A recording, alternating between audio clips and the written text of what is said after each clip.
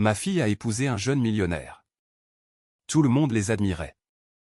Quel couple parfait. Lors de la réception, pendant notre danse, elle a discrètement glissé une enveloppe dans ma poche et a murmuré « Papa, s'il te plaît, aide-moi ». Avant de continuer, veuillez vous abonner à la chaîne et nous dire d'où vous écoutez dans les commentaires. La fourchette, chargée d'un morceau de magret de canard parfaitement rosé, s'immobilisa à mi-chemin de la bouche de Lucas Bernard. Mon futur gendre fixait à nouveau le mur de mon salon, son regard balayant l'espace jusqu'au coin où se trouvait mon bureau. Sa concentration était si intense qu'elle en devenait presque palpable, une sorte d'énergie prédatrice dans la quiétude de ma maison de campagne en Touraine. « Vous savez, Jean, dit-il, en reposant sa fourchette sur la porcelaine de Limoges avec une précision théâtrale qui me parut instantanément fausse. Avec votre épargne retraite qui dort sur un quelconque compte en banque, ne rapportant rien, je pourrais vous montrer de réelles opportunités. Mes contacts dans la finance pourraient tripler vos rendements. » Sa voix était douce, persuasive, le ton d'un homme habitué à ce que ses suggestions soient considérées comme des faveurs. Assise à côté de lui à ma table en chêne massif, ma fille Manon se tortilla sur sa chaise, visiblement mal à l'aise. Sa main, fine et nerveuse, trouva son verre d'eau, ses doigts tapotant le cristal. Je lui adressai le sourire que j'avais perfectionné au cours de 40 années passées à observer des gens essayer de me vendre des contrefaçons, un sourire qui ne trahissait rien de mes pensées. « C'est très aimable à vous, Lucas, mais à mon âge, je préfère ce qui est ennuyeux et sûr. » Il éclata d'un rire trop sonore pour l'intimité de ma salle à manger, un son qui semblait résonner contre les vieilles poutres apparentes. « Ennuyeux et sûr. C'est exactement le problème de votre génération. L'argent doit travailler pour vous. » 6 mois plus tôt, Manon l'avait ramené à la maison pour la première fois. Je me souviens m'être tenu sur ce même seuil, le regardant garer sa Mercedes de sport avec une mise en scène superflue, les chromes étincelant sous le soleil de Touraine comme une promesse de richesse. Il m'avait serré la main avec l'enthousiasme d'un politicien en campagne, sa montre de luxe captant la lumière. Une marque chère, pas la moindre rayure, fraîchement sortie de sa boîte.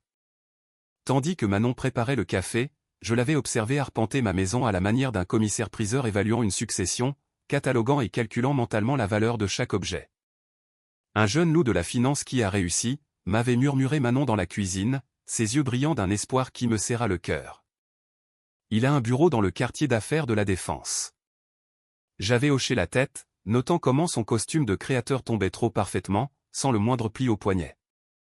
L'argent neuf qui s'efforce de paraître ancien, sauf que Lucas Bernard n'avait ni l'un ni l'autre. Maintenant, 2 semaines avant leur mariage, il se penchait en arrière sur ma chaise comme s'il en était déjà le propriétaire. « Je suis sérieux, Jean. Vous pourriez gagner de l'argent réel au lieu de faire du conseil pour une 50aine d'euros de l'heure. » Le visage de Manon s'empourpra. « Lucas. Je dis simplement que votre père a travaillé dur toute sa vie. Il mérite de meilleurs rendements. » Je me levai, commençant à débarrasser les assiettes avec un calme délibéré. « Quelqu'un veut encore un peu de vin ?» Lucas s'excusa pour aller aux toilettes. Je suivis son reflet dans la fenêtre assombrie. Il marqua une pause près de mon bureau, sortit son téléphone et le pencha pour prendre une photo des papiers que j'avais délibérément laissés en évidence. Des relevés de mon compte courant, celui qui affichait un solde confortable mais peu impressionnant. Il n'a pas photographié l'étagère au-dessus, où mon album de philatélie était négligemment posé, rejeté comme le passe-temps d'un vieil homme. Quand il revint, Manon m'aidait dans la cuisine. À travers la porte entr'ouverte, je l'entendis au téléphone. 100 000 euros pour un mariage, dit-il, sa voix portant cette satisfaction particulière de quelqu'un qui pense avoir réussi un bon coup. Le vieux et plein osa. Une pause.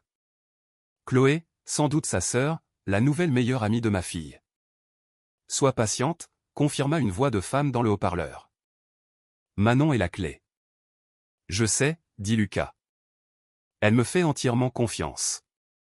Je rinçai une assiette, l'eau coulant, froide, sur mes mains. Manon riait de quelque chose sur son téléphone, inconsciente, heureuse. J'avais dépensé 100 000 euros pour leur mariage dans un château viticole en Provence parce qu'elle avait regardé les photos du lieu avec une telle joie. J'avais signé des chèques pour des extras, pour les contacts des fournisseurs de Chloé, pour chaque suggestion que Lucas faisait pendant que lui et sa sœur échangeaient des regards que je n'étais pas censé remarquer. Après leur départ, Manon m'étreignit sur le seuil avec une chaleur authentique. Je restai seul avec ma collection de timbres. Le Penny Black, sous ma loupe, valait à lui seul 150 000 €. La collection complète, assemblée en 30 ans sous le pseudonyme de JD sur le marché international de l'art et des objets de collection, valait 7 millions. Lucas avait jeté un coup d'œil à ses albums une fois, fait un commentaire dédaigneux sur les vieux timbres, et n'avait plus jamais regardé. Je sortis mon téléphone, fis défiler jusqu'au numéro de Sandrine Legrand. Mon amie et avocate de longue date répondit à la deuxième sonnerie. « Jean, il est tard. J'ai besoin que tu gardes une oreille attentive sur quelqu'un, dis-je. N'explique pas pourquoi pour l'instant. Écoute juste. » Qui ? Lucas Bernard. Il se dit jeune loup de la finance avec un bureau à la Défense. Sandrine resta silencieuse un instant. Quand elle reparla, sa voix avait basculé en mode avocate. Je vais passer quelques coups de fil. Je raccrochai, retournai à mes timbres. 40 ans dans le monde de l'art m'avaient appris à repérer un faux à l'autre bout d'une pièce. La performance de Lucas Bernard était bonne, mais pas à ce point. La question n'était pas de savoir s'il était un fraudeur. La question était de savoir ce qu'il cherchait exactement. Je pensais au SMS de Manon plus tôt dans la journée. « Papa, je suis si heureuse. Le mariage était dans 2 semaines. Je pouvais tout arrêter maintenant, les confronter, tout annuler. Mais j'avais appris la patience au fil des années à acquérir des pièces rares. On ne saute pas sur la première offre. On attend. On observe. On laisse l'autre partie révéler tout son jeu. Je fermai l'album de timbres, ma main reposant sur des millions d'euros que Lucas avait jugés sans valeur. Quoi qu'il prépare, je le laisserai se dérouler juste assez longtemps pour voir le tableau complet.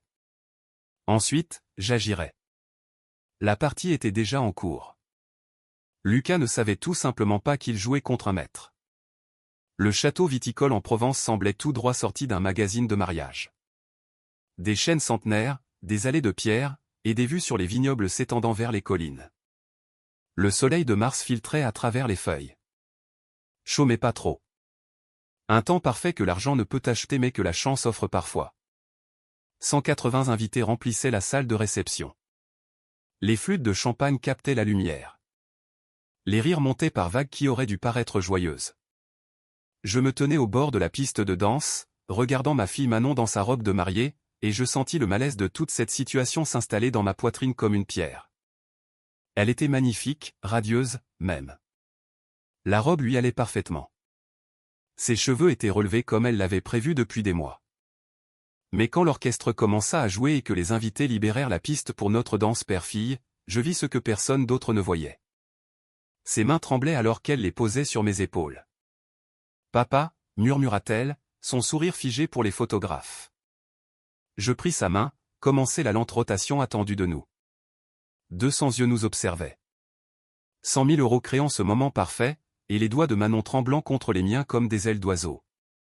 Elle se pencha près de moi, sa voix à peine audible par-dessus la musique. « Lila, quand tu seras seul, s'il te plaît, papa. » L'enveloppe glissa dans la poche de ma veste si doucement que je faillis la manquer. Ses yeux rencontrèrent les miens une fraction de seconde, désespérés, s'excusant, terrifiés. Je continuai à danser, à sourire, terminer la chanson. Puis je l'embrassai sur le front et me dirigeai d'un pas mesuré vers les toilettes, mon cœur battant à tout rompre contre mes côtes. Le verrou cliqua. Je posai mes mains sur le comptoir en marbre, sortis l'enveloppe avec des doigts soudainement devenus froids. Du papier à en-tête du château, l'écriture de Manon tremblante mais claire. « Papa, aide-moi. Il y a 3 jours, j'ai surpris une conversation de Lucas au téléphone avec Chloé. Il a dit qu'il m'épousait pour ton argent, que j'étais une cible facile, et qu'après le mariage, il me convaincrait de te mettre dans un EHPAD pour avoir accès à ton épargne. Je ne savais pas quoi faire. Tout est payé. Tout le monde est là. S'il te plaît, arrête ça. » Je la lus 2 fois. Dans le miroir, mon reflet changea. Quelque chose bascula derrière mes yeux. Une dureté qui n'avait pas été là depuis 15 ans. Pas depuis que j'avais quitté les négociations brutales du monde de l'art et choisi une vie tranquille pour le bien de Manon. Je me souvins lui avoir appris à danser quand elle avait 7 ans, ses petits pieds en équilibre sur mes chaussures, me faisant confiance pour la garder en sécurité. Cette confiance n'avait jamais faibli. Pas quand sa mère était partie. Pas pendant toutes les années de vie modeste pendant que je cachais ce que j'avais vraiment. Pas même maintenant, alors qu'elle aurait pu fuir, aurait pu tout annuler elle-même. Elle m'avait fait confiance pour la protéger une fois de plus. Je pliai la note avec des mouvements précis, la remis dans ma poche, redressai ma cravate. Quand j'ouvris la porte des toilettes, j'étais quelqu'un de différent, quelqu'un que Lucas Bernard aurait dû mieux étudier. La salle de réception bourdonnait de conversations et de tintements de verre. Je trouvai Lucas au bar, entouré de 3 amis en smoking de location, tous riant de quelque chose qu'il venait de dire. L'argent du vieux bien dépensé, n'est-ce pas? La voix de Lucas portait au-dessus de la foule. Au moins, l'alcool gratuit est de première qualité. Ses amis rirent. L'un d'eux lui tapa sur l'épaule. Tu es terrible, Bernard. Je suis malin, dit Lucas en souriant. Il y a une différence. Je lui donne 6 mois avant qu'on ait un accès complet à ses comptes. Manon signera tout ce que je lui demanderai. J'étais à 3 mètres derrière lui. Plusieurs invités m'avaient remarqué, leurs expressions passant de l'amusement à l'inconfort. Lucas ne vit pas leur visage changer, trop ivre de sa propre intelligence et du whisky coûteux. Je me dirigeais vers la scène où l'orchestre s'était installé. Le microphone était là, attendant. Je le saisis. La musique s'arrêta en pleine note. Le silence s'abattit sur la salle de réception comme une vague. Ce mariage est annulé. Ma voix sortit calme, froide, absolue. Immédiatement. 180 visages se tournèrent vers moi. La confusion de Lucas était presque comique. Sa bouche s'ouvrit, son verre à mi-chemin de ses lèvres, son cerveau essayant de comprendre ce qui se passait. Je détiens des informations qui rendent ce mariage impossible. Je laissai les mots flotter. Les laisser s'imprégner. Manon, viens avec moi. Attends, quoi? Le visage de Lucas se vida de toutes couleurs. Jean, vous ne pouvez pas simplement. Je le regardai. Juste un regard. Il se tut. Chloé apparut à côté de son frère, sa main agrippant son bras, son expression figée dans l'horreur. Elle savait. D'une manière ou d'une autre, elle savait que j'avais découvert. Manon se dirigeait déjà vers moi, sa robe bruissant, des larmes coulant sur son visage. Je tendis la main. Elle la prit. Nous traversâmes les 180 invités stupéfaits. Les téléphones sortaient maintenant, les caméras capturant tout. La voix de Lucas s'éleva derrière nous, balbutiant des protestations qui ne convainquirent personne. Manon. Manon, attends. Ton père est confus. Il ne comprend pas. Chloé lui siffla quelque chose. Tais-toi. N'aggrave pas les choses. Comment ça pourrait être pire?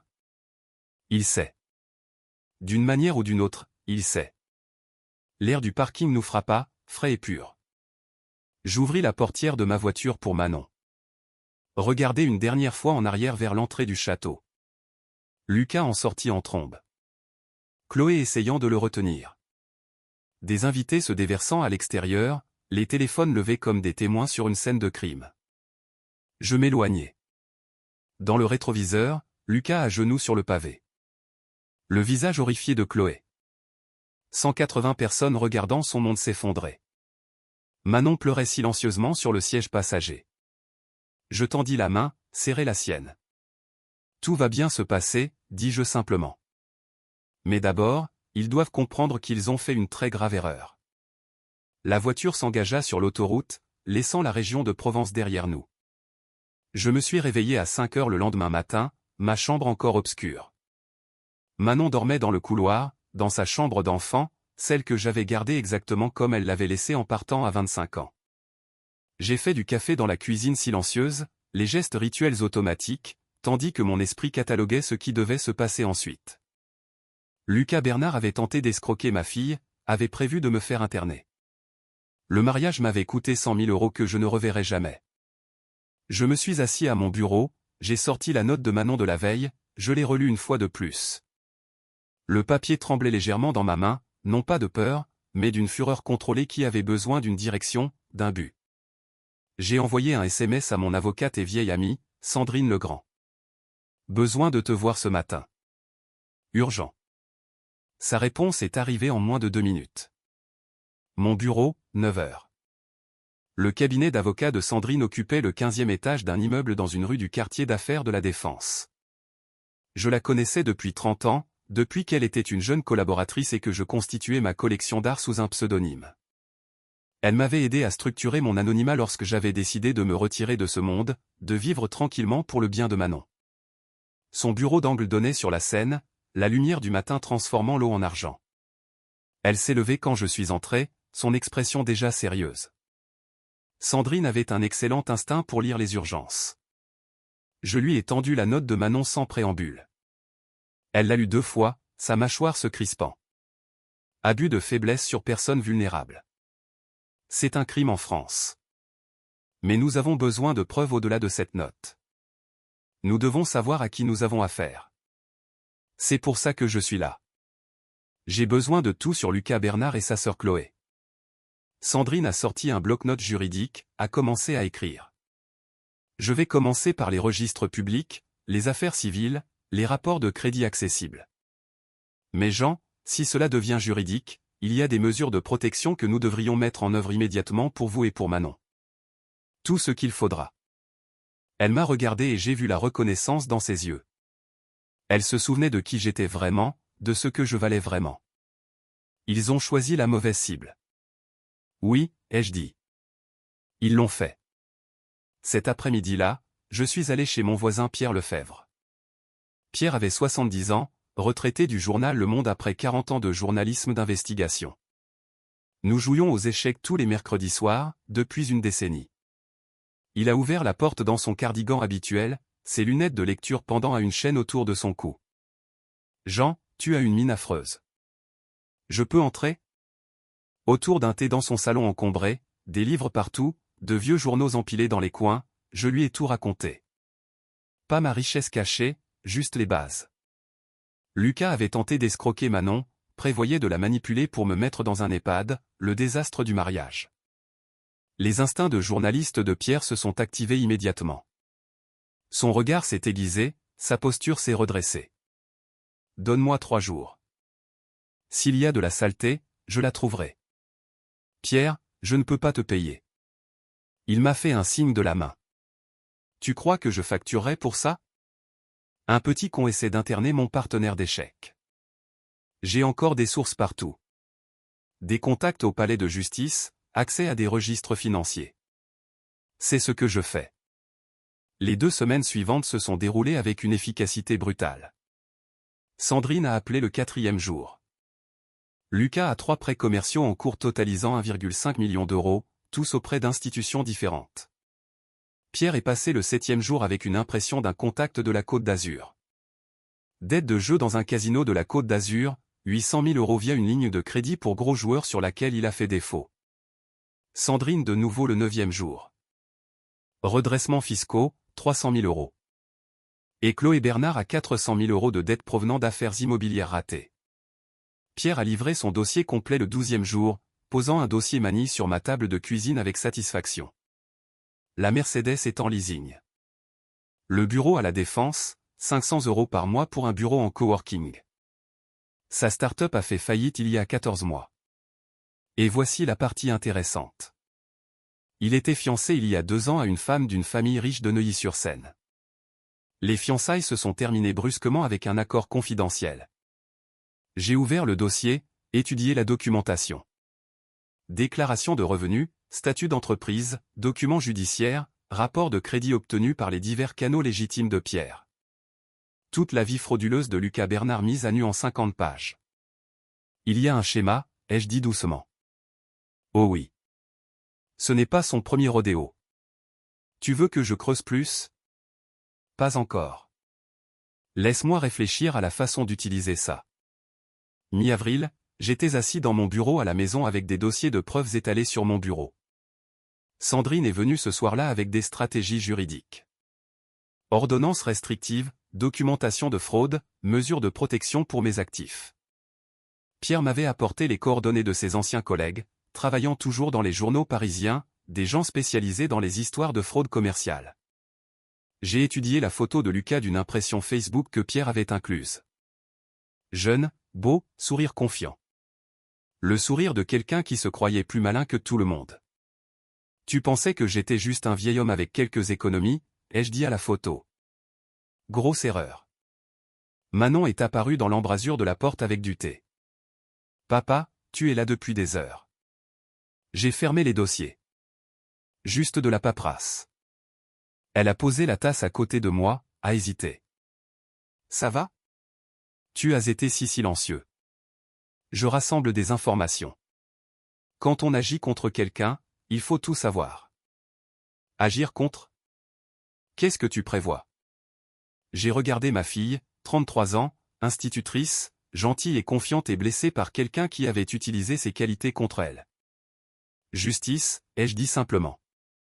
Il a essayé de t'utiliser, a essayé de m'enfermer. Cela exige des conséquences. Mais d'abord, j'ai besoin de toute l'image. Elle a hoché la tête lentement, a embrassé le sommet de ma tête, m'a laissé à mon travail. J'ai ouvert mon ordinateur portable, j'ai sorti un email que j'avais rédigé plus tôt. Nicolas Moreau, vice-président à la BNP Paribas, quelqu'un que j'avais aidé des années auparavant à authentifier un RODCO contesté pour les fonds d'art de la banque. Il était temps de réclamer cette faveur. J'ai tapé soigneusement. Nicolas, j'espère que vous allez bien. Je me demandais si vous pourriez examiner des informations préoccupantes sur une documentation de prêt potentiellement frauduleuse. J'ai joint un fichier que Pierre avait préparé. Juste des faits, pas d'accusation. Envoyé. Mon téléphone a vibré. Le numéro de Lucas. Une autre tentative d'appeler Manon. Je l'ai laissé sonner jusqu'à la messagerie vocale. Laissez-le s'interroger. Laissez-le s'inquiéter.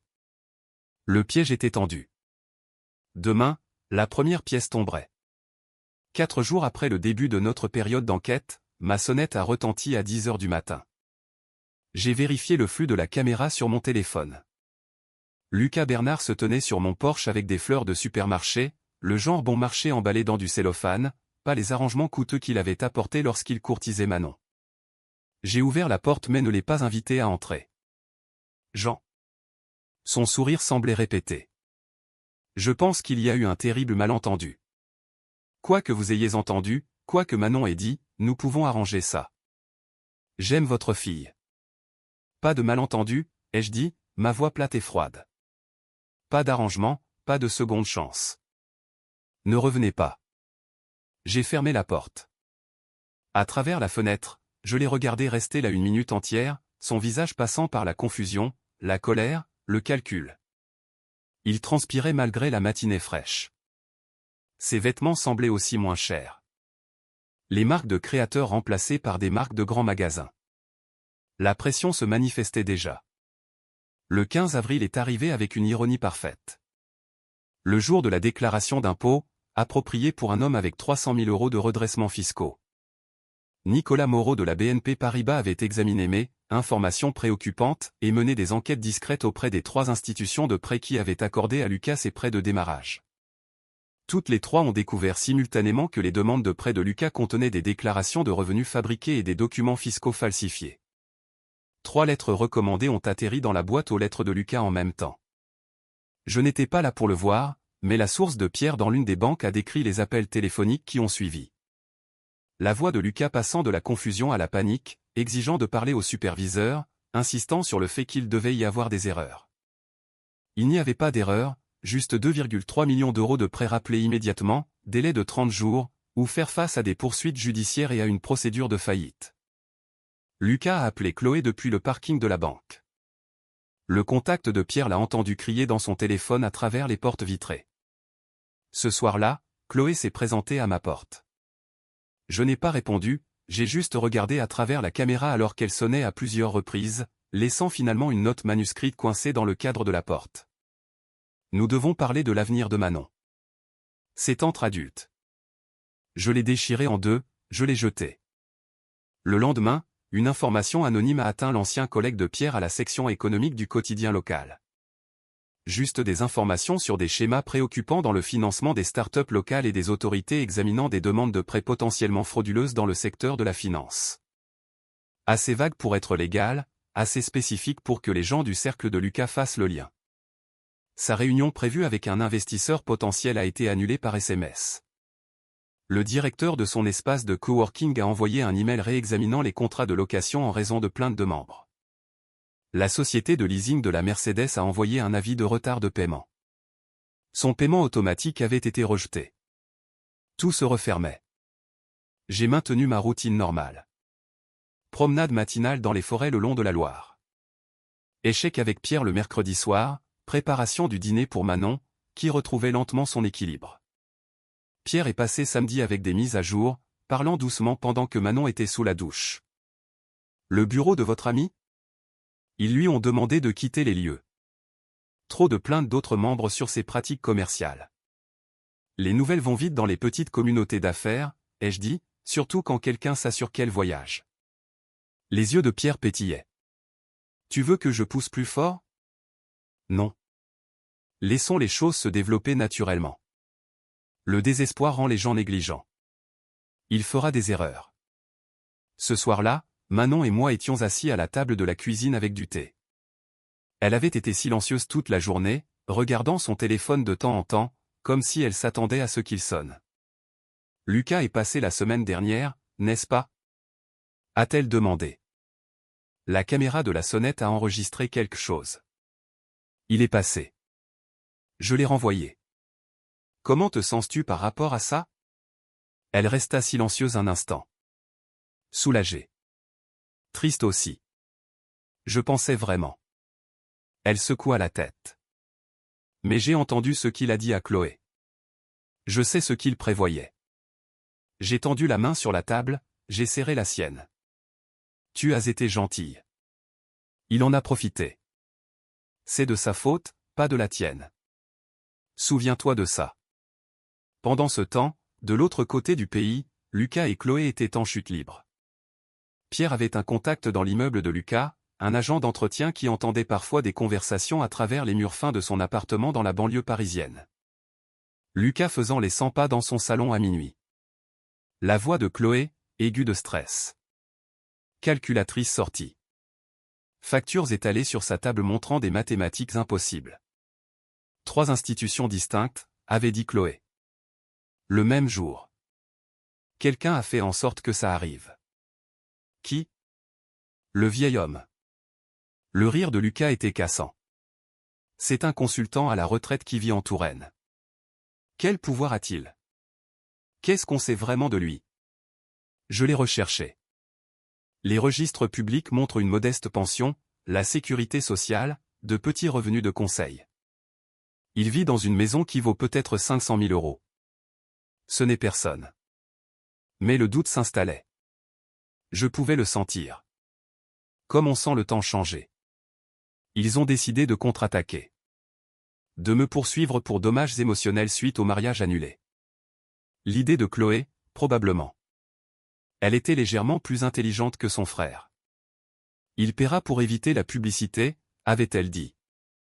Nous obtenons quelque chose, nous remboursons les dettes. Lucas avait immédiatement accepté. Ouais, il est vieux. Il va céder. Erreur de calcul fatale. L'email de Sandrine Legrand est arrivé un mardi soir. Ils vous poursuivent. J'ai ouvert la pièce jointe. Lucas Bernard demandait 500 000 € de dommages-intérêts pour préjudice moral et perte de salaire suite au mariage annulé. Chloé avait ajouté sa propre réclamation de 100 000 € pour perte d'honoraires d'organisation de mariage et atteinte à sa réputation.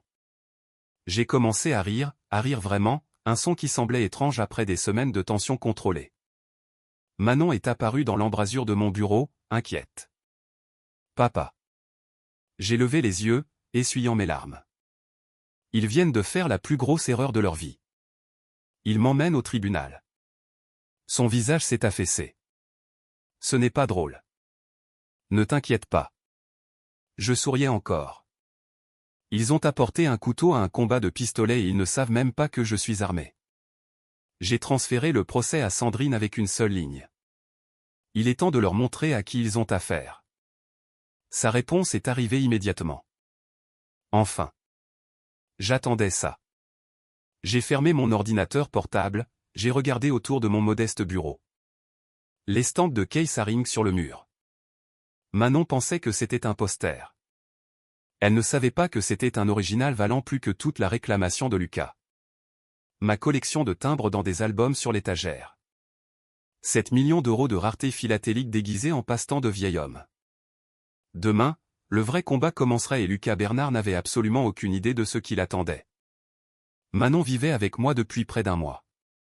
Elle se déplaçait dans ma maison comme un fantôme, silencieuse et renfermée, digérant tout ce qui s'était passé. Je lui ai donné de l'espace, préparé des repas qu'elle touchait à peine, et attendu. Un soir, elle s'est assise en face de moi à la table de la salle à manger. Le soleil se couchait à travers le brouillard de la campagne tourangelle, plongeant tout dans une lumière bleu-gris. « Papa, dit-elle doucement. Veux-tu savoir exactement ce que j'ai entendu ? Toute la conversation. J'ai posé mon thé. Seulement si tu es prête à me le dire. » Elle a hoché la tête, ses mains enroulées autour de sa propre tasse comme si elle avait froid. Je dois le dire à voix haute. J'ai besoin que tu comprennes pourquoi je ne pouvais pas aller jusqu'au bout. J'écoute. Elle a pris une profonde inspiration. 3 jours avant le mariage, j'étais dans l'appartement de Lucas. Nous finalisions les derniers détails, les plans de table, ce genre de choses. Je suis allé prendre une douche. Sa voix a baissé. Lucas pensait que je ne pouvais pas l'entendre. Il était en haut-parleur avec Chloé. J'ai tout entendu à travers la porte de la salle de bain. Je suis resté très immobile. Il a dit, le vieil imbécile a dépensé 100 000 euros pour ce mariage. Tu imagines combien il a de plus en réserve ? La voix de Manon s'est légèrement brisée. Il t'a traité d'imbécile, papa. Laisse-le, ai-je dit doucement. Les imbéciles sont sous-estimés. Ça joue en ma faveur. Elle a continué, les mots sortant plus vite maintenant comme si elle avait besoin de les expulser. Chloé a demandé si tu donnerais simplement de l'argent. Lucas a ri. Il a dit, pas directement, mais Manon le fera. Après le mariage, je la convainc que papa devient trop vieux pour vivre seul. Problème de mémoire, problème de sécurité, tu connais le scénario. EHPAD, tutelle financière complète par l'intermédiaire de Manon. Elle-même. Elle signera tout ce que je lui demanderai. Accès à ses comptes, et c'est fait. Ma mâchoire s'est crispée, mais je n'ai pas interrompu. Chloé a demandé, et s'il se battait ? Lucas a dit, alors on prend des avocats. Audience de compétence. Le gars a 65 ans, vit seul. Pas d'autre famille. Cas facile. Manon me donne une procuration. On est en or. Manon pleurait maintenant, silencieusement. J'étais debout dans cette douche, papa. L'eau est devenue froide. Et j'écoutais l'homme que j'aimais prévoir de t'enfermer comme un animal, de m'utiliser pour le faire. Je me suis déplacé autour de la table, je l'ai serrée contre moi. Elle a sangloté contre mon épaule, le premier vrai cri qu'elle s'était permis depuis le désastre du mariage. Les 3 jours suivants ont été les pires de ma vie, a-t-elle murmuré quand elle a pu parler. Je ne pouvais le dire à personne. Tout était payé. Tout le monde venait. Tu étais si heureux pour moi. Je n'arrêtais pas de penser que j'avais peut-être mal entendu. Qu'il y avait peut-être une explication. Mais je savais. Je savais ce qu'il était. Tu nous as sauvés tous les deux, ai-je dit fermement. Tu as été courageuse quand c'était le plus important. Elle s'est reculée, essuyant ses yeux. Cette note, je l'ai écrite une 12aine de fois. La danse était ma seule chance. Je savais que si quelqu'un pouvait arranger ça, c'était toi. Nous sommes restés silencieux un moment. Puis j'ai pris une décision. Manon, il y a quelque chose que tu devrais savoir sur moi, sur qui j'étais avant ta naissance. Je l'ai emmenée dans mon bureau, une pièce où elle entrait rarement, la respectant comme mon espace privé. J'ai ouvert une armoire révélant des certificats d'authenticité, des documents d'assurance, des registres d'enchères. Pendant 25 ans, j'étais connu sous le nom de JD dans le monde de l'art, un marchand et collectionneur légendaire. J'ai constitué l'une des collections privées d'art moderne les plus précieuses de France. Elle a fixé les documents, ne comprenant pas encore. J'ai montré l'estampes de Haring au-dessus de la cheminée. Ce n'est pas un poster. C'est un original qui vaut environ 2 millions d'euros. Ses yeux se sont écarquillés. J'ai ouvert les albums de timbres sur mon étagère. Cette collection vaut 7 millions. La valeur totale de tout ce que je possède, y compris certaines pièces en entrepôt, dépasse les 40 millions d'euros. Manon s'est assise lourdement sur ma chaise de bureau. 40 millions. Après le décès de ta mère, j'ai choisi de vivre modestement. Je voulais que tu grandisses normalement, pas gâté, pas une cible. J'ai souri sans humour. Bien que tu en sois devenue une quand même. Elle a commencé à rire, un son légèrement hystérique mêlé de larmes. Il allait te voler. Il pensait que tu avais peut-être un demi-million de côté. Et en fait, tu as considérablement plus. Oui. Il n'a aucune idée de qui il affronte réellement. Pas encore, ai-je dit. Mais il le saura. Quand le moment sera venu, tout le monde le saura.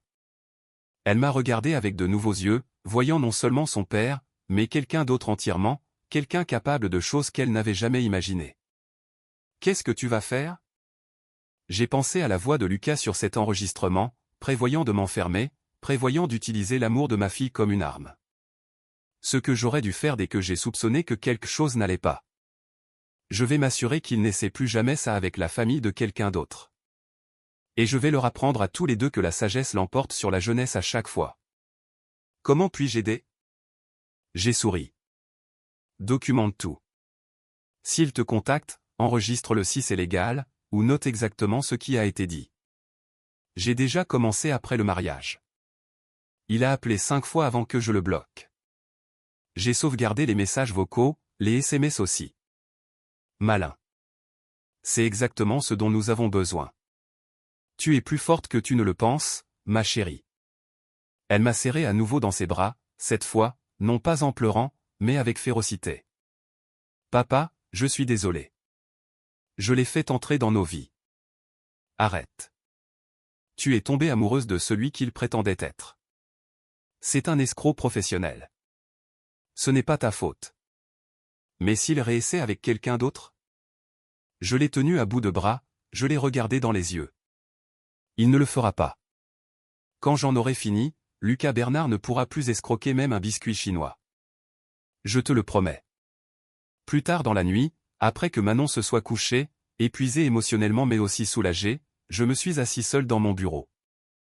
Mon téléphone affichait les SMS bloqués de Lucas à Manon, chacun plus désespéré que le précédent. Le dernier, envoyé ce matin-là, Manon, s'il te plaît. J'ai besoin de te parler. Ton père n'a aucune idée de ce qu'il a commencé. J'ai des droits, moi aussi. Mon téléphone a vibré. Email de Sandrine Legrand, envoyé tard. Attention. Ils ont porté plainte contre vous aujourd'hui. Poursuite pour 500 000 € de dommages émotionnels. Chloé a ajouté 100 000 €. Document joint. C'est en fait parfait pour nous. J'ai ouvert les pièces jointes, j'ai lu la plainte de Lucas. Langage émotionnel sur l'humiliation publique traumatisante, les promesses non tenues, le comportement irrationnel d'un homme âgé. Je l'ai lu 2 fois, puis j'ai commencé à rire. Un vrai rire, authentique et sombre.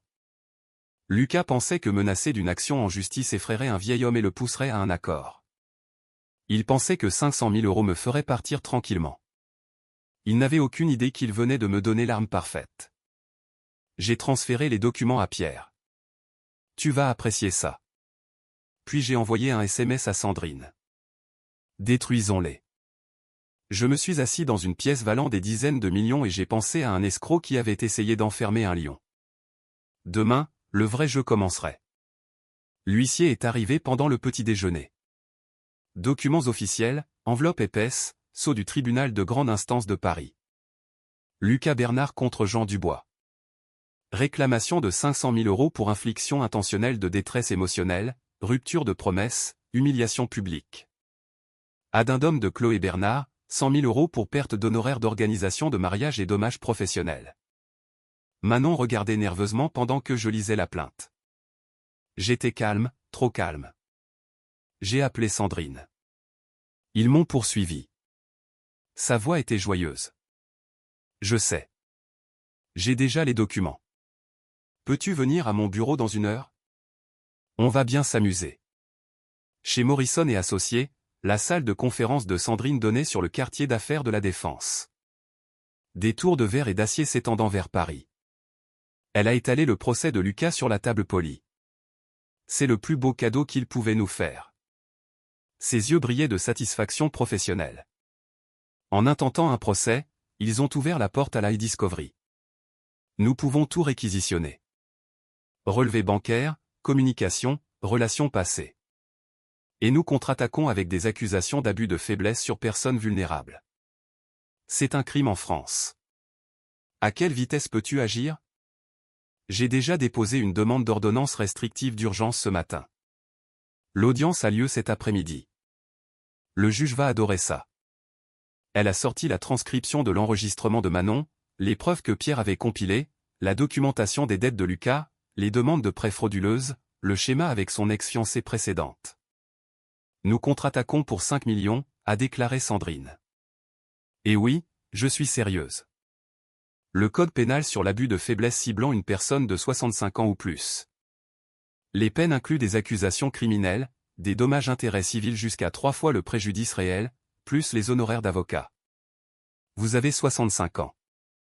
Il prévoyait de vous faire interner pour votre argent. Nous l'avons sur enregistrement. 5 millions, c'est conservateur. À 15h cet après-midi-là, nous étions au palais de justice de Paris. Lucas et Chloé sont apparus avec un avocat qui avait l'air d'avoir pris l'affaire ce matin-là. Costume bon marché, papier désorganisé, l'air indubitable de quelqu'un qui se rend compte qu'il est dépassé. La juge a examiné le dossier d'urgence de Sandrine, la note de Manon, la transcription de la conversation enregistrée, les preuves des dettes de Lucas, les demandes de prêts frauduleuses, le schéma avec sa précédente ex-fiancée. L'avocat de Lucas a tenté de faire valoir qu'il s'agissait d'un différend familial privé. La juge l'a interrompu. Il s'agit d'un abus de faiblesse présumé. La France prend cela très au sérieux. Elle a regardé directement Lucas. Monsieur Bernard, j'ai examiné les preuves. Votre plan présumé pour faire interner Monsieur Dubois afin d'accéder à ses actifs est profondément préoccupant. L'avocat de Lucas a balbutié. Votre honneur, c'est sorti de son contexte. Maître, j'ai une transcription d'enregistrement. EHPAD, tutelle financière complète, accès à ses comptes. Quel contexte rend cela acceptable? Silence. C'est ce que je pensais. Sandrine s'est levée, a présenté notre contre-poursuite. Fraude, tentative d'abus financier sur personne âgée, infliction intentionnelle de détresse émotionnelle, complot. 5 millions de dommages-intérêts, plus une ordonnance restrictive immédiate, distance minimale de 100 mètres de Jean Dubois et Manon Dubois. Le visage de Lucas s'est vidé de sa couleur. Chloé avait l'air d'avoir la nausée. La juge a statué sur le champ. Monsieur Bernard. Mademoiselle Bernard, j'accorde une ordonnance restrictive temporaire avec effet immédiat. Il vous est interdit de contacter, d'approcher à moins de 100 mètres, ou de communiquer de quelque manière que ce soit avec Jean Dubois ou Manon Dubois en attendant l'audience complète. Cela inclut le téléphone, l'email, les SMS, les médias sociaux ou le contact par un tiers. Toute violation entraînera une arrestation immédiate. Elle a baissé les yeux sur ses papiers. De plus, je fixe une audience préliminaire sur la contre-poursuite au 15 mai. Monsieur Bernard, compte tenu des preuves présentées, je vous conseille vivement de vous assurer les services d'un avocat compétent. C'est sérieux. Lucas a essayé de parler. J'ai terminé, Monsieur Bernard. Affaire suivante. Sandrine et moi nous sommes levés. Lucas et Chloé sont restés assis, stupéfaits. Leur avocat prenait frénétiquement des notes, comprenant enfin à quel point cela avait mal tourné. À l'extérieur du palais de justice, le soleil de printemps était dur après la pénombre de la salle d'audience. Nous nous sommes dirigés vers la voiture de Sandrine. Lucas et Chloé sont sortis quelques instants plus tard, se tenant sur les marches du palais, à exactement 100 mètres de distance, conformément à la loi. Je pouvais les voir clairement. Lucas était au téléphone, appelant probablement d'autres avocats. Chloé pleurait, la première fois que je la voyais craquer. Je me suis appuyé sur ma canne. Je n'en avais pas besoin, mais cela accentuait joliment mon âge. Puis je me suis tourné, je les ai regardés directement de l'autre côté de la place, j'ai établi un contact visuel avec Lucas, j'ai levé une main dans une petite vague froide, puis j'ai souri. Lucas l'a vu. Nos yeux se sont croisés à distance. À ce moment-là, quelque chose a changé dans son expression. La reconnaissance, la peur, le début de la compréhension qu'il ne se battait pas contre un vieil homme effrayé, mais contre quelqu'un qui avait prévu cela, qui avait voulu cela. Je me suis détourné, j'ai dit quelque chose de calme à Sandrine. Elle a ri. Nous sommes allés à sa voiture. Derrière nous, Lucas et Chloé se tenaient figés sur les marches du palais, commençant à comprendre qu'ils étaient dans un combat qu'ils ne pouvaient pas gagner. Dans la voiture, Sandrine planifiait déjà. 15 mai, 10 jours. Ils doivent trouver un vrai avocat, ce qui coûte de l'argent qu'ils n'ont pas. Pendant ce temps, l'ordonnance restrictive les tient à l'écart de vous et de Manon, et j'envoie tout au procureur de la République demain. Vont-ils se battre ou se coucher? L'ego de Lucas dit de se battre. Son compte en banque vide dit de se coucher. Quoi qu'il en soit, nous gagnons. Ce soir-là, Pierre a appelé. Le dépôt au tribunal est public. J'ai des amis au monde qui pourraient être intéressés par une histoire sur les tentatives d'abus de faiblesse sur personnes âgées. Tu veux que je sème des graines? Pas encore. Laissons Lucas faire la prochaine erreur d'abord. Il la fera. Le désespoir le garantit.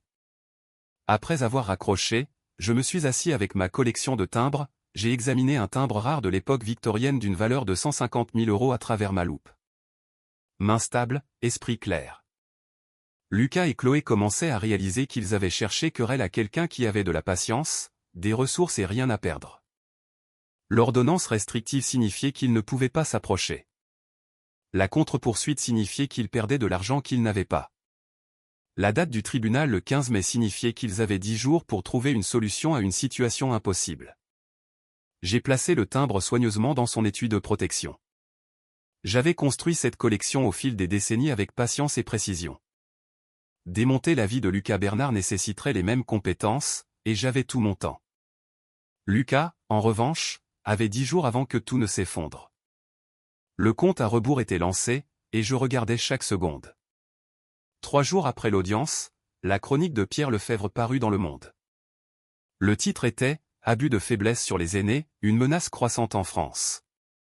Il ne nommait pas directement Lucas ou Chloé, mais il décrivait un cas récent impliquant un entrepreneur de 35 ans qui aurait prévu de faire interner le père de 65 ans de sa fiancée pour accéder à son épargne retraite. Les détails étaient spécifiques, mariage annulé dans un château en Provence, documents judiciaires, ordonnance restrictive. N'importe qui dans leur cercle social reconnaîtrait l'histoire. En 48 heures, l'article avait été partagé plus de 700 fois sur les réseaux sociaux locaux. Les contacts professionnels restants de Lucas l'ont vu. Les clients immobiliers de Chloé l'ont vu. La campagne de rumeurs est devenue un rugissement. Ils sont finis socialement, m'a dit Pierre aux échecs ce mercredi-là. Mes sources disent que Chloé fait l'objet d'une enquête de la part de l'ordre des agents immobiliers. Lucas a été expulsé de son espace de coworking. J'ai déplacé mon cavalier, réfléchissant. Et la faillite? Les créanciers ont demandé une liquidation judiciaire le jour après la date limite du 15 mai.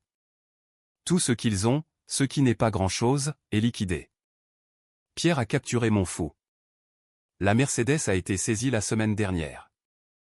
Lucas a dû prendre un Uber pour sa consultation avec son avocat spécialisé en faillite. Il ne pouvait pas payer la provision. Les dominos tombaient exactement comme je l'avais prévu. 2 semaines plus tard, je me trouvais au musée d'art moderne de Paris, entouré du gratin de la société parisienne. La vente aux enchères caritatives pour le Fonds de protection contre l'abus financier des aînés avait attiré des dirigeants de la tech, des familles de la vieille bourgeoisie, des philanthropes qui façonnaient le paysage culturel de la ville. J'avais aidé à l'organiser grâce à mes relations dans le monde de l'art, sans révéler que j'étais JD, juste un donateur concerné qui avait récemment pris connaissance de ce problème. Ma contribution, une estampe précoce de Banksy, authentifiée, estimée à 700 000 €. Manon se tenait à mes côtés, élégante dans une simple robe noire. Elle avait guéri au cours des dernières semaines, devenant plus forte. Ce soir, elle tenait la tête haute. « Papa » murmura-t-elle, « la moitié des gens ici nous regardent. Laisse-les. Nous soutenons une cause importante. » Pendant les discours, un orateur a raconté une histoire remarquablement similaire à la mienne. Un homme d'une trentaine d'années qui avait prévu de faire interner le père de sa petite amie pour voler son épargne retraite. Pas de nom donné, mais les gens dans la salle ont fait le lien. Je l'avais arrangé avec les organisateurs. J'ai vu les regards, les clins d'œil entendus, les conversations chuchotées.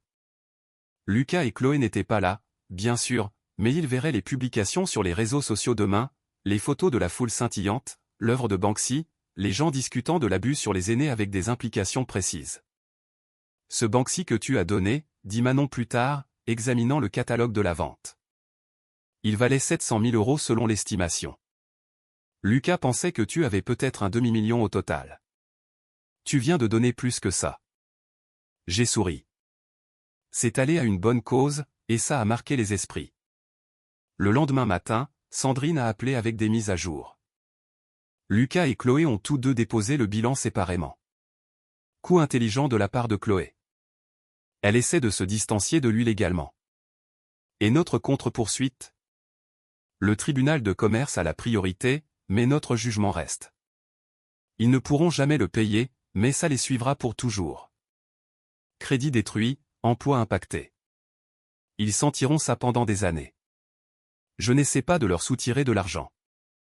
J'essaie de m'assurer qu'ils ne recommencent jamais. Mission accomplie. Aucune banque ne les touchera. Aucun employeur légitime ne les engagera pour un poste de confiance. Les sources de Pierre ont rapporté leur détérioration en détail. Lucas et Chloé avaient emménagé ensemble temporairement, tous deux fauchés, tous deux au chômage, partageant son studio. L'arrangement a duré 2 semaines avant d'exploser. Ils se crient dessus tous les soirs, m'a dit Pierre. Mon contact dans l'immeuble dit que le voisin a déposé une plainte pour tapage nocturne. Je ne prends pas plaisir à leur souffrance. Tu ne devrais pas, mais tu devrais savoir. Chloé a déménagé hier, elle squatte chez une amie. Le partenariat est terminé. Ils se rejettent la faute. Prévisible. La culpabilité partagée détruit les relations. Ils ne pouvaient pas affronter ce qu'ils avaient fait ensemble.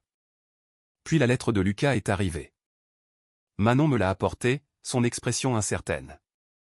C'est passé par Sarah, mon amie enseignante. Il lui a demandé de me la donner. Il n'est pas censé me contacter directement à cause de l'ordonnance restrictive. Je l'ai lue. Émotionnelle, bien écrite, manipulatrice. Lucas prétendait que Chloé l'avait poussé à tout faire. Disait que ses sentiments pour Manon étaient réels.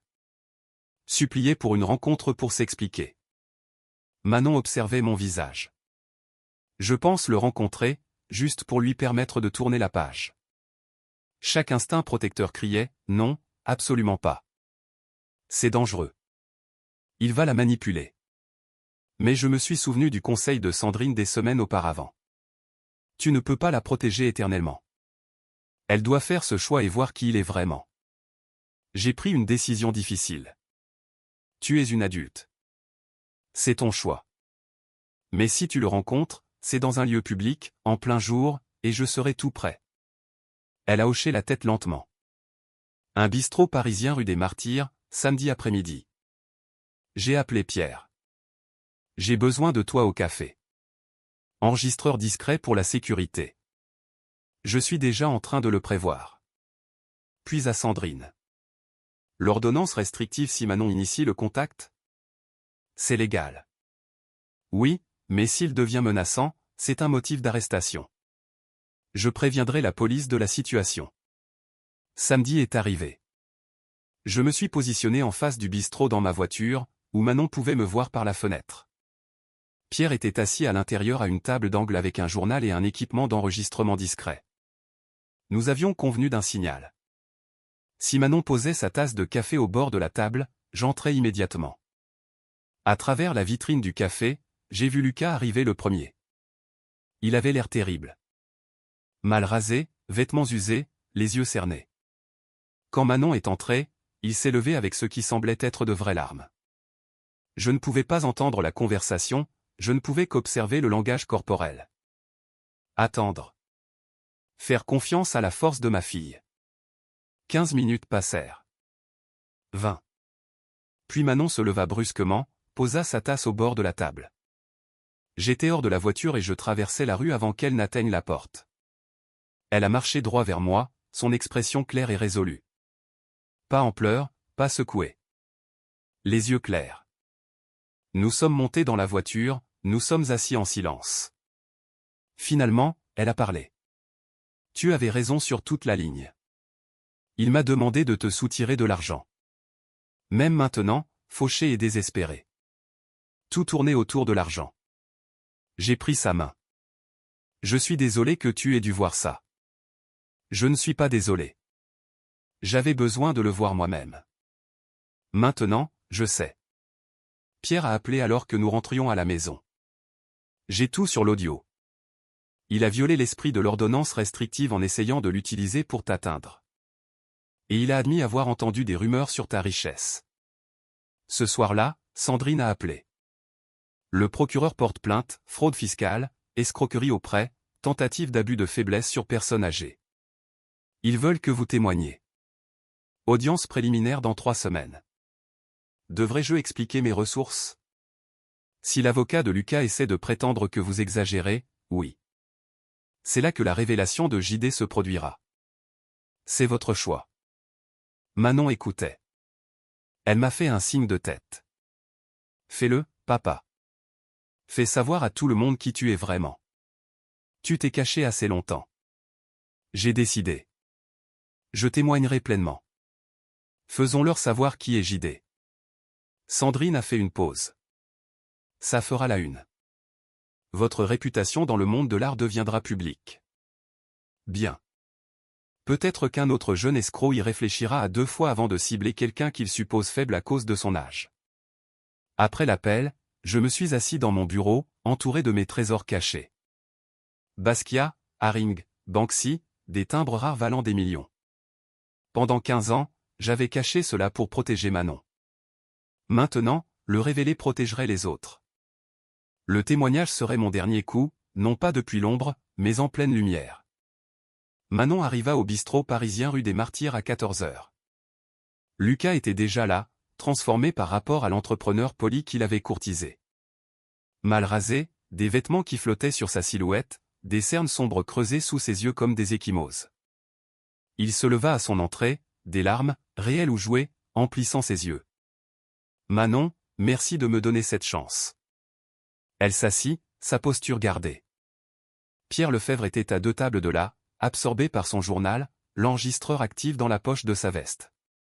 Par la fenêtre, elle pouvait voir la voiture de son père garée de l'autre côté de la rue, exactement où il l'avait promis. Lucas se lança dans son discours préparé. J'ai eu le temps de réfléchir.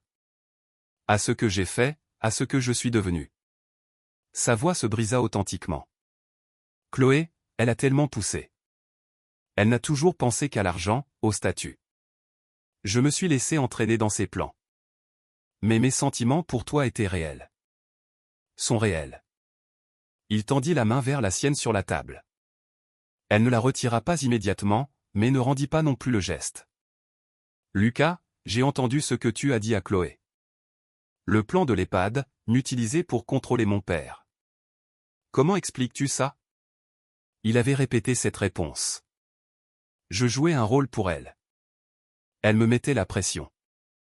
Disait que si je n'avais pas un plan concret, elle se retirerait de l'aide pour les frais du mariage.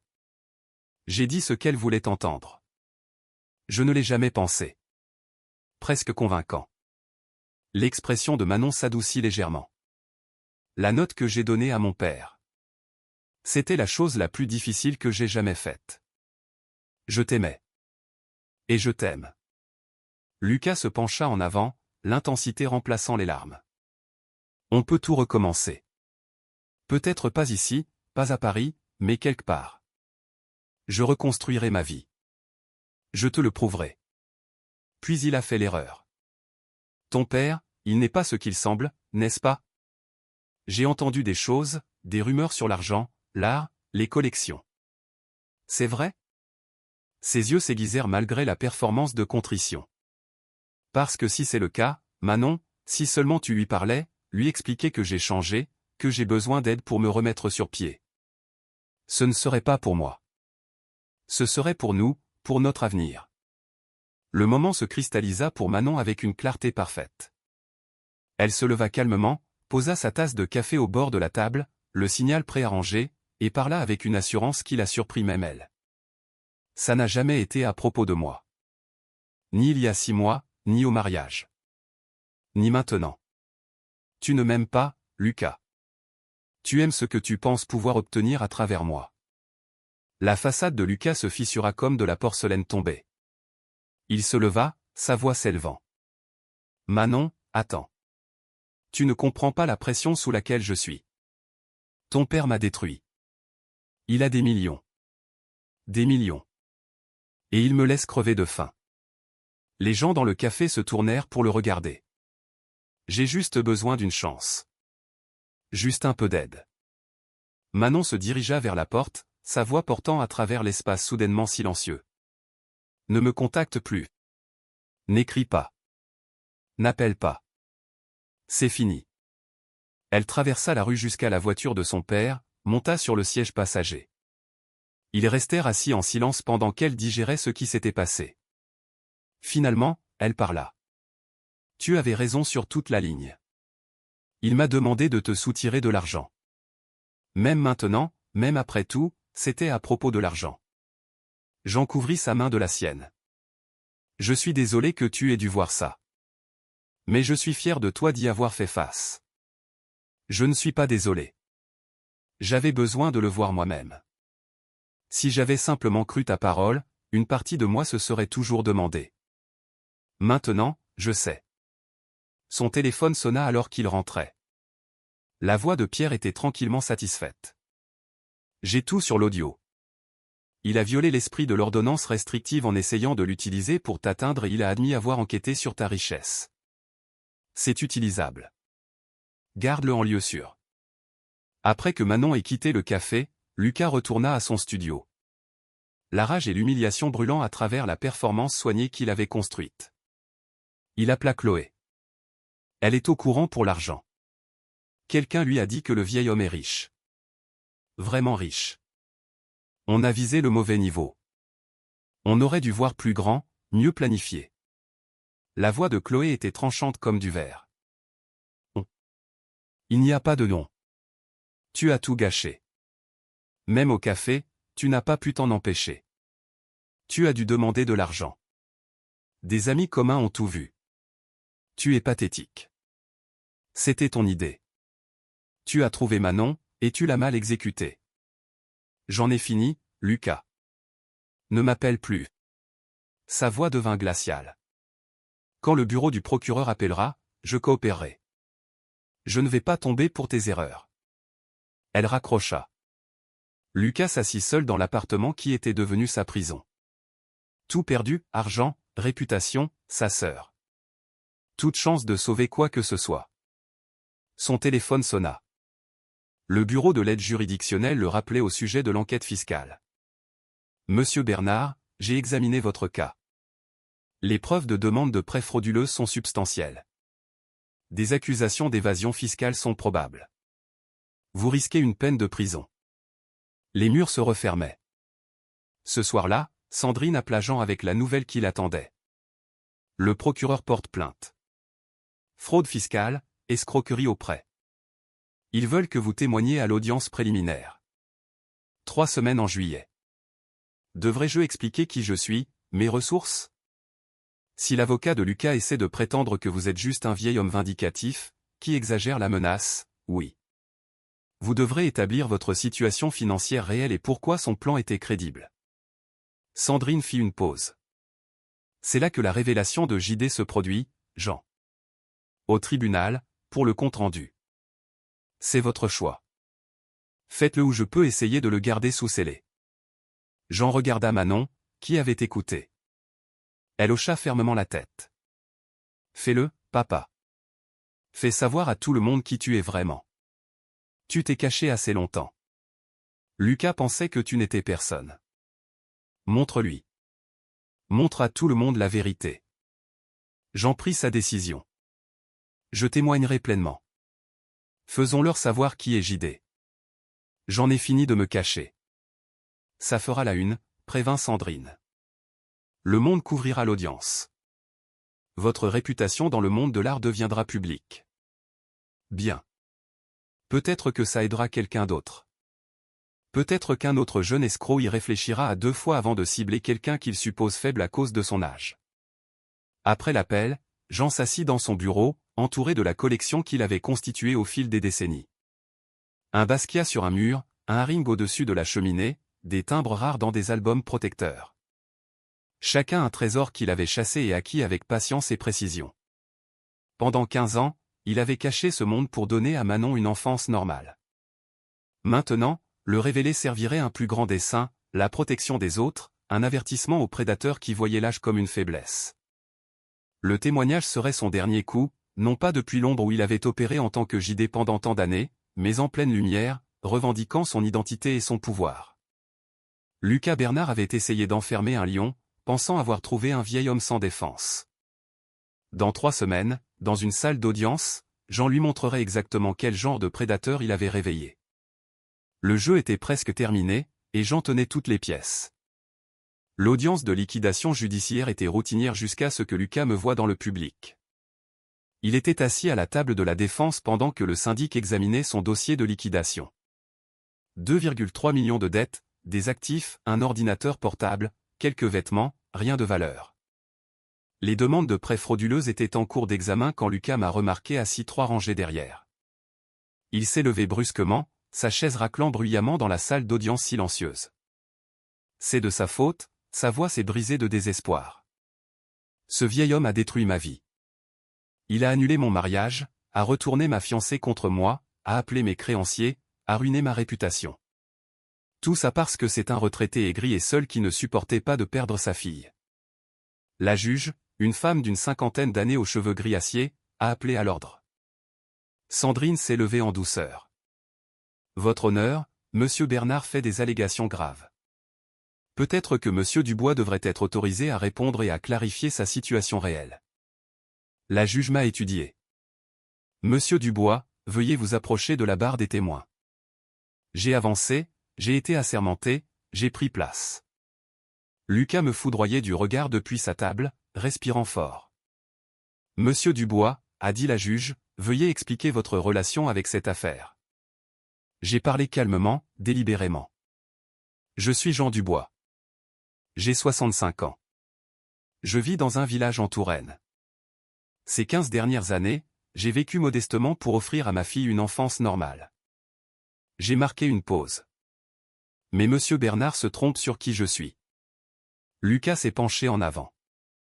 Dans le monde de l'art, je suis connu sous le nom de JD. Pendant 25 ans, j'ai été l'un des marchands d'art contemporain les plus actifs de France.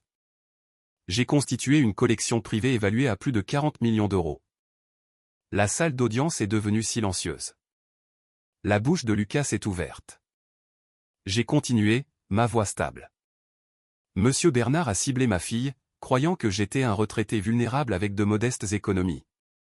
Il prévoyait de me faire interner pour accéder à ce qu'il pensait être peut-être un demi-million d'euros. Je l'ai regardé directement. Il n'en avait aucune idée. Ma collection comprend des œuvres de Basquiat, Haring, des pièces précoces de Banksy. Ma collection philatélique à elle seule vaut 7 millions d'euros. Le tableau devant lequel Monsieur Bernard est passé dans mon salon à chaque visite. Un case Haring authentifié d'une valeur de 2 millions d'euros. Il pensait que c'était un poster. Sandrine s'est approchée avec un dossier. Votre honneur, la documentation. Certificat d'authenticité, police d'assurance, registre d'enchères. La juge a examiné les papiers. Le visage de Lucas est passé par l'horreur, l'humiliation, la rage. Il s'est relevé en criant, « Vous. Vous aviez 40 millions et vous m'avez laissé penser. Vous m'avez joué depuis le début. » La voix de Sandrine était glaciale. Non, Monsieur Bernard, vous vous êtes joué vous-même. Monsieur Dubois vivait sa vie. Vous avez choisi de le cibler, lui et sa fille. La juge a tranché sèchement. Monsieur Bernard, asseyez-vous. Le tribunal reconnaît que Monsieur Dubois avait tout à fait le droit de se protéger, lui et sa fille, de votre stratagème. Les preuves de votre intention frauduleuse sont accablantes. J'ai ajouté une dernière déclaration. J'ai vécu modestement par choix, pour protéger ma fille de gens comme vous. Il s'avère que même la modestie n'était pas une protection suffisante. Mais j'en ai fini de me cacher maintenant. Le monde peut savoir qui je suis, parce que les gens doivent comprendre que l'âge n'est pas synonyme de vulnérabilité, et que sous-estimer quelqu'un en se basant sur les apparences est toujours une erreur. La salle d'audience a éclaté en chuchotements. Les sténographes judiciaires tapaient frénétiquement. Quelqu'un au fond envoyait des SMS. Le soir, Le Monde avait toute l'histoire. Le mystérieux collectionneur JD révélé, la légende du monde de l'argent Dubois déjoue le complot d'un chasseur de fortune. L'article était complet. Le mariage annulé, le stratagème de Lucas, la faillite, ma collection avec des photos du Haring, de timbres sélectionnés, d'un Basquiat, des citations de personnalités du monde de l'art exprimant leur enthousiasme à connaître enfin l'identité de JD. Mon téléphone n'arrêtait pas de sonner. Demande d'interview, articles dans des publications d'art, propositions d'exposition de musée. Pierre est passé ce soir-là, souriant. Tu es une célébrité maintenant. Comment ça fait? Étrange. Je me suis caché pendant 15 ans. Maintenant tout le monde sait. J'ai nous ai versé un whisky à tous les deux. Mais peut-être que c'est bien. Peut-être que la transparence est une meilleure protection que le secret. Manon a lu les commentaires en ligne à voix haute. Il te qualifie de génie protecteur, et Lucas de l'escroc le plus incompétent de l'histoire de Paris. J'ai souri légèrement. Une semaine plus tard, Sandrine a appelé avec les derniers détails. Lucas a accepté un plaidé coupable. 18 mois de prison ferme pour fraude fiscale. Il sera condamné la semaine prochaine. La faillite de Chloé est définitive. Elle a tout perdu. C'est fini, alors. C'est fini. Vous avez gagné, Jean. J'ai regardé Manon, qui dessinait dans son carnet, quelque chose qu'elle n'avait pas fait depuis des mois, un signe qu'elle guérissait. Non, ai-je dit doucement. Ce n'est pas fini. Ça commence. Maintenant, nous allons voir ce qui vient après. Comment utiliser cela pour aider les autres? 2 lettres étaient arrivées cet après-midi-là. Une d'une maison d'arrêt fédérale, une d'une adresse en banlieue et de Paris. Manon avait vu les adresses de retour. Ils t'ont écrit, avait-elle dit. Je les avais mises de côté sur mon bureau. Pas aujourd'hui. Laisse-les reposer. Certaines conversations nécessitent le bon moment. Maintenant, dans le calme du soir, je regardais ces enveloppes. Lucas et Chloé, écrivant depuis leurs défaites respectives. Demain, pensais-je, demain je lirai ce qu'ils avaient à dire. Ce soir, je me suis assis avec ma fille et les regardé dessiner, et j'ai ressenti quelque chose que je n'avais pas ressenti depuis 5 mois. La paix. 3 semaines passèrent avant que j'ouvre les lettres. C'était un samedi matin, fin août. Manon m'apporta un café et dit doucement, « Vas-tu les lire ?» Je pris la première enveloppe. L'écriture de Lucas, adresse de retour d'une maison d'arrêt fédérale. Monsieur Dubois, je vous écris d'un endroit où je n'aurais jamais imaginé me trouver. 18 mois, c'est une éternité quand on n'a que du temps pour réfléchir à ses erreurs. J'ai été aveuglé par la cupidité. Je vous ai regardé et j'ai vu une cible au lieu d'une personne. J'ai regardé Manon et j'ai vu un accès au lieu de la femme que je prétendais aimer. Vous aviez raison d'arrêter le mariage. Vous aviez raison surtout. Vous m'avez donné une leçon que je n'oublierai jamais. Je n'attends pas de pardon. Je ne le mérite pas. Mais Manon mérite de savoir que je comprends ce que je lui ai fait, et je suis désolé. J'espère qu'elle trouvera quelqu'un digne d'elle. Ce n'était jamais moi. La lettre de Chloé était plus courte, écrite sur du papier bon marché. Monsieur Dubois, j'ai tout perdu. Ma licence, ma carrière, mes économies, mon frère, ma réputation. Je travaille dans un centre d'appel pour 11 € de l'heure. Certains matins, je ne veux pas me lever, mais je le fais parce que je dois vivre avec ce que j'ai fait. Vous aviez tout à fait le droit de nous arrêter. Nous avons planifié quelque chose de cruel et pensions nous en tirer parce que vous étiez plus âgé et sembliez seul. Nous nous sommes trompés sur votre situation, mais plus important encore, nous nous sommes trompés sur qui vous êtes en tant que personne. Merci de ne pas m'avoir complètement détruite alors que vous auriez pu le faire. Je passerai des années à payer mes dettes, mais au moins je suis libre. C'est plus que ce que je mérite. Manon demanda, « Que allez-vous faire ?» J'ai réfléchi attentivement. Puis j'ai écrit 2 réponses. À Lucas, vos excuses sont acceptées. Utilisez ces 18 mois pour devenir quelqu'un de différent. Les portes de ma vie et de celles de Manon sont fermées en permanence, mais les portes de l'avenir sont toujours ouvertes si vous choisissez de les franchir honnêtement. Apprenez de cela. À Chloé, vos excuses sont acceptées. Reconstruisez votre vie avec intégrité. Restez à l'écart de ma famille. Mais sachez que je ne vous souhaite pas une souffrance continue. Ce que vous avez fait était mal. Vos conséquences sont appropriées, mais les conséquences ne sont pas éternelles. Les changements de caractère le sont. Choisissez d'être meilleur que vous ne l'étiez. J'ai signé les deux simplement. Jean Dubois. Manon les a lus. Tu ne leur pardonnes pas exactement. Je les libère. Il y a une différence. Le pardon signifierait une relation restaurée. Je n'offre pas cela. Mais je reconnais leurs excuses et je leur dis d'aller de l'avant. La justice ne signifie pas que je doive les haïr pour toujours. Ils ont payé le prix. Maintenant, ils doivent faire quelque chose d'utile avec ce qui suit. Ce soir-là, nous avons assisté à l'exposition caritative au Musée d'Art moderne de Paris. Ma collection était exposée avec une authentification et une provenance complète. Le haring de mon salon, plusieurs œuvres de Basquiat, le Banksy précoce, des sélections de ma collection de timbres rares sous verre. Chaque pièce avait une petite pancarte indiquant sa valeur. L'exposition était intitulée « Sagesse et valeur, protéger nos aînés ». J'ai prononcé un court discours devant la foule assemblée, la société parisienne, des collectionneurs, des groupes de défense des aînés, les médias.